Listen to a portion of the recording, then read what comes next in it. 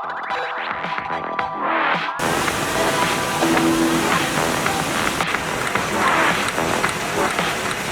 me is an MBO folder. It's a B26 model, which is a model that takes an A1 sheet. Basically, we can fold anything on it, from a complicated concertina fold to multiple roll folds and cross folding. We use this particular machine to fold most of our brochure work.